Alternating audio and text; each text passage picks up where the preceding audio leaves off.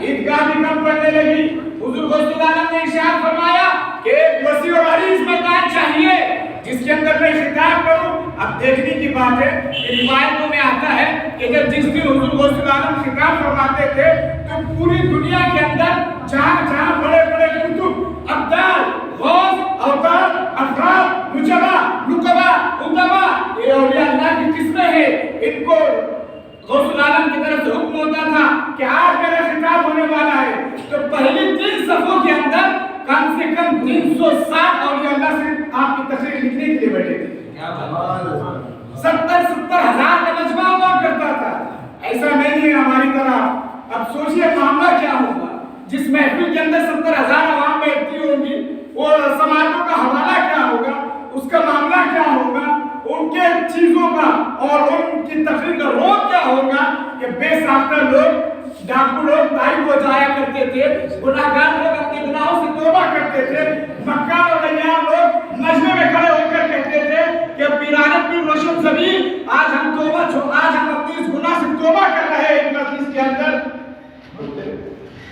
اس محفل کے اندر آج ہم اپنی چوری سے توبہ کر رہے ہیں, آج کے بعد کبھی چوری نہیں کریں گے. ڈاکہ زنی کرنے والے لوگ اپنی محفل میں یہ ڈاکہ زنی کی توبہ کرتے تھے, آج کے بعد کبھی ڈاکہ نہیں ڈالیں گے. جو گناہ کرتے تھے لوگ برسرعام حضور غوث العالم کا روب اور جلال اتنا تھا کہ لوگوں کے اوپر ایک ہیبت اور کیفیت الگ تاری ہو جاتی تھی. بے ساختہ کہتے تھے کہ ہم نے اپنی تمام گناہوں کو آپ کی بارگاہ میں پیش کرتے ہیں کہ ہم توبہ کر رہے ہیں, آج کی بات نہیں ہوگا. اسی طریقے سے علماء بھی جانچنے کے لیے آتے تھے, پیران نظام بھی جانچنے کے لیے آتے تھے کہ دیکھو تو صحیح عبد القادر کا مجمع لگایا گیا, تماشا لگا کر رکھا ہے کہ مجھ سے بھی زیادہ علم ہے. آج ہر علم والوں کو سوچنا چاہیے ایک علم والے کے اوپر ایک علم والا ہوتا ہے. ہر علم والے کے اوپر ایک علم والا ہوتا ہے. علم کے نشے میں چور نہیں ہونا چاہیے.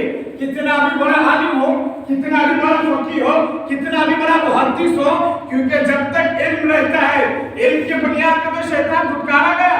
اس نے کہا اللہ رب العزت نے کہ تو آدم کو سجدہ کر, تو شیطان نے کہا خلقتنی من نار و خلقتہ من طین, میں آگ سے پیدا کیا گیا ہوں اور شیطان مٹی سے پیدا کیا ہے, اور آگ کی صفتیں اوپر جانا, مٹی کی صفتیں نیچے آنا, تو میں نیچے والے کو سجدہ نہیں کر سکتا. تو بات پتہ چلی علم کے ساتھ غرور بھی آتا ہے. انسان مٹی سے خلقتنی من نار و خلقتہ من طین, میں آگ سے پیدا کیا گیا ہوں اور انسان کو مٹی سے پیدا کیا گیا ہے. انسان کو مٹی سے پیدا کیا گیا ہے اور آگ کی صفت ہے اوپر جانا, مٹی کی صفت ہے نیچے آنا. تو یہ مجھ سے نہیں ہو سکتا کہ میں اس مٹی کے پتلے کے سامنے سجدہ کروں. تو بات پتہ چلی علم کے ساتھ غرور بھی آتا ہے, علم کے ساتھ تکبر بھی آتا ہے, علم کے ساتھ انانیت بھی آتی ہے, علم کے ساتھ گھمنڈ بھی آتا ہے. تو اس گھمنڈ کو توڑنے کے لیے ان جیسے اللہ والوں کے سامنے بیٹھنا پڑتا ہے, ان جیسے مردان خدا کے سامنے زاویہ تلمس کرنا پڑتا ہے. پیر کے سامنے بیٹھتے ہیں, علم کا غرور آیا, انہوں نے کام لگوا دیا, کہا اب سر جاؤ کام کر لو, وہاں پر جوتے سیدھی کرو. پیر نے جو حکم دیا مرید کو کرنا ہے, کیونکہ مرید تابع ہوتا ہے پیر کے, مرید تابع ہوتا ہے پیر کے. جب تک پیر کی اتباع کامل نہیں ہوتی اس وقت تک وہ مرید کامل نہیں ہوتا. تو حضور غوث العالم رضی اللہ تعالیٰ کی بارگاہ میں بڑے بڑے فقیر لوگ جانچنے اور پرکھنے کے لیے آتے تھے. ایک شخص آیا کہ آج دیکھتا ہوں میں کہ حضور غوث العالم کس طریقے سے اپنی تقریر میں شعر کہتے ہیں, کتنے شعر انہوں نے جمع کر رکھے ہیں. اب بات یہ ہوتی ہے کہ حضور غوث العالم کے جیسا ہماری طرح نہیں تھا کہ آج ہم پوری تقریر دیکھ کے آئیں گے پھر تقریر کریں گے لوگوں کے سامنے. قاری ایک قرآن کی تلاوت کرتا تھا, اس کے اوپر حضور غوث العالم تشریح کیا کرتے تھے, اور تشریح کا عالم یہ ہوتا تھا کہ لوگوں کے احوال حضور غوث العالم کے دل پر آشکار ہو جایا کرتے تھے. لوگ کیا چاہ رہے ہیں, کس مقصد سے آیا ہے, کس ارادے سے آیا ہے, کس عقیدت سے آیا ہے. تو ایک شخص آیا اور دیکھنے لگا کہ گننے لگا تقریر میں آ کر کہ حضور غوث العالم اپنی تقریر میں کتنے شعر کہہ رہے ہیں. ایک گان پہ گان لگایا, دوسری گان لگایا, حضور غوث العالم تقریر کر رہے ہیں, ارشاد فرما رہے ہیں, شعر بھی ہو رہی تقریر کے اندر, طرح طرح کے شعر ہو رہے ہیں. حضور غوث العالم عالم وجد میں آئے, جلال میں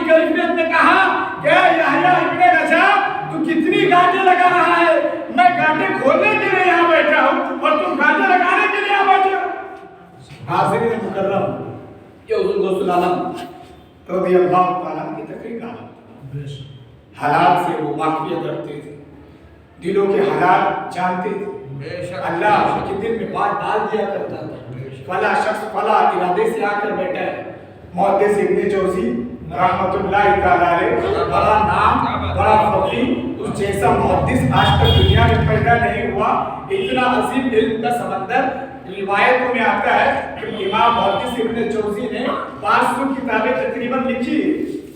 उसके अंदर हदीस है, फिक़्ह है, तरह तरह के इल्म के ऊपर उन्होंने मुहद्दिस इब्न जौज़ी ने लिखा है। और इल्म का ये हालत आज के ज़माने के जैसे हमारे यहाँ की तरह फाउंटेन पेन बॉल पेन नहीं हुआ करता था।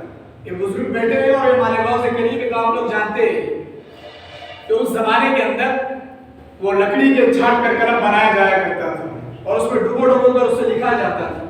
तो उनके छाल इतनी जमा हो गई थी मुहद्दिस इब्न जौज़ी की, दिन भर का काम लिखना पड़ता था, कोई और काम होता है, कोई हिदायत के लिए आया उसे बताया करते थे। तो मुहद्दिस इब्न जौज़ी ने कहा कि जितनी कतरन है मेरी छाट की निकली हुई कलम की, इसी से मेरे जनाजे का पानी गर्म कीजिए। आप सोचते हैं आज कितना उन्होंने लिखा होगा, कितना उन्होंने कलम को बनाया होगा, कितनी उनके कलम से कतरन निकली होगी वो छाट। आप सोचिए इतना बड़ा फकीह, इतना बड़ा मुहद्दिस जिसके बारे में आता है कि 500 किताबें तकरीबन उन्होंने लिखी। अभी आए हुजूर गौसुल आलम की बारगाह, पहले तो आते नहीं थे। इनके शागिर्द ने कहा कि उनका शागिर्द हुजूर गौसुल आलम का मुरीद था। किसी रिवायत में आया कि हुजूर गौसुल आलम के इल्म की शोहरत सुनकर इनके अंदर अनानियत आ गई थी, तकब्बुर आ गया था, घमंड आ गया था।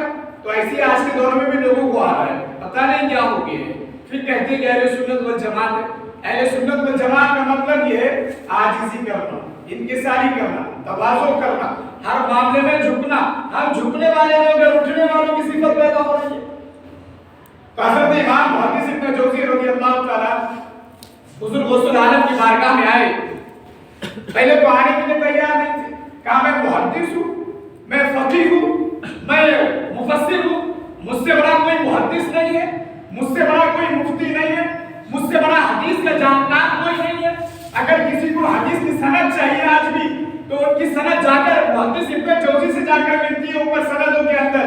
तो मुहद्दिस इब्न जौज़ी फक्र में आए, गुरूर में आए, नहीं मानता हूँ मैं। कहा शागिर्द हज़रत आइए तो सही, चलकर देखिए तो सही पीराने पीर का मामला क्या है। लोग जोक दर जोक आ रहे हैं और बताया आपको मजमा कितना लगता है, 70,000 का मजमा लगता है और उसके अंदर बड़े बड़े फकीह और वली और मुहद्दिस और कुतुब और गौस और अब्दाल बैठे हुए होते हैं। कहा बोलने की बात है, कहा नहीं आइए तो सही आप। कहा इमाम मुहद्दिस इब्न जौज़ी रज़ियल्लाहु ताला ने एक मर्तबा आए बारगाह गौसियत से और हुज़ूर गौसुल आलम ने एक आयत पर तशरीह की, एक तशरीह की, फिर दूसरी एक और उसकी तफसीर बयान की, तीसरी बयान की, यहाँ तक के 11 तफसीरें हुज़ूर गौसुल आलम ने बयान की। और 11 तफसीरें तक मुहद्दिस इब्न जौज़ी ने कहा कि सारी की सारी तफसीरें मुझे आती है। तो हुज़ूर गौसुल आलम ने 12वीं तफसीर बयान की, 13वीं तफसीर बयान की, 14वीं तफसीर बयान की। इसी तरीके से रिवायतों में आता है कि मुहद्दिस इब्न जौज़ी जिस मजलिस में बैठे हुए थे उस दिन हुज़ूर गौसुल आलम के ऊपर इस तरीके से हो रहा था जैसे इल्म की कलियां, इल्म की गुत्थियां सुलझाई जा रही है और इल्म का आश्कार हो रहा है। इल्म का समंदर उनके सामने लाकर रख दिया गया है।